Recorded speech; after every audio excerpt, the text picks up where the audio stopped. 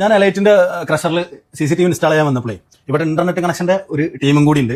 അപ്പോൾ ഇതെന്താണെന്നുള്ളത് ഇങ്ങ കൂടി വ്യക്തമായിട്ട് മനസ്സിലാക്കാൻ വേണ്ടിയിട്ടാണ് കേട്ടോ. ഇതിന് നമ്മളെ ഫൈബർ കേബിൾ വലിക്കൊന്നും വേണ്ട. ഇത് നമ്മളെ എയർ ഫൈബർ ആണ് എയർടെലിന്റെ. അപ്പോൾ ഇതിന് വേണ്ടിയിട്ടുള്ള സിസ്റ്റങ്ങൾ ഇതാണ്. ഇത് പുറത്ത് വെക്കും, ടവറിന് സെറ്റാക്കിയിട്ട് ഈ സാധനം വെക്കും. ഇതിൽ സിഗ്നൽ വലിച്ചെടുത്തിട്ട് നേരെ നമുക്ക് ഇതാണ് ഇതിന്റെ മോഡായിട്ട് വരുന്നത്. ഈ മോഡത്തിലൂടെ നമുക്ക് വൈഫൈന്റെ ഔട്ട്പുട്ട് കിട്ടും. ഇത് നമുക്ക് 2 ഔട്ട്പുട്ട് വയർഡായിട്ട് കണക്ഷൻ കൊടുക്കാനുള്ള പോർട്ടും ഇതിലുണ്ട് കേട്ടോ. ഇത് നമുക്ക് ലാപ്ടോപ്പിലേക്ക് അതുപോലെ നമ്മളെ CCTVന്റെ ആവശ്യത്തിനൊക്കെ ഇത് യൂസ് ചെയ്യാം. അപ്പോൾ ഈ ബ്രോ ആണ് ഈ സാധനം ഇവിടെ സെറ്റ് ചെയ്യുന്നത്. ആളെനിക്ക് പരിചയമൊന്നുമില്ല. വേറെ എന്തെങ്കിലും വിജില്ലാല്. അപ്പോൾ ഇതിന്റെ റീചാർജിന്റെ കാര്യങ്ങൾ എത്ര MB സ്പീഡ് കിട്ടും എന്നുള്ള കാര്യങ്ങളൊക്കെ ഒന്ന് പറഞ്ഞു കൊടുക്കും. ഓക്കെ, ഇത് എയർടെലിന്റെ വൈഫൈ ആണ്. ഇതിന്റെ പേര് ODCP എന്നതിന് പറയല്.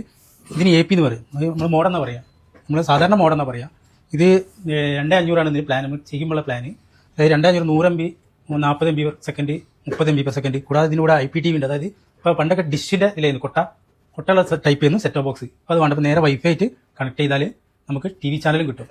നമ്മുടെ മലയാളം ചാനലുകൾ വൈഫൈയിലൂടെ സ്മാർട്ട് ടിവിയിൽ നമുക്ക് കിട്ടും. മലയാളം, ഹിന്ദി, തമിഴ് എല്ലാ ഭാഷയിലുള്ള ചാനലുകൾ കിട്ടും. ഇതുവരെ OTT channel, Jio Hotstar, Netflix, പിന്നെ ആമസോൺ പ്രൈം, പിന്നെ നമ്മുടെ യൂട്യൂബ് ഒക്കെ TV നമുക്ക് കാണാം. നമ്മൾ മൊബൈലിൽ കാണാം. അതേപോലെ കാണാം. 2500 ഇതിന്റെ 2500. എത്ര മാസം കിട്ടും? 2500 4.5 മാസം കിട്ടും. 4.5 മാസം. എത്ര MB സ്പീഡ് ഉണ്ടാവും നെറ്റ്?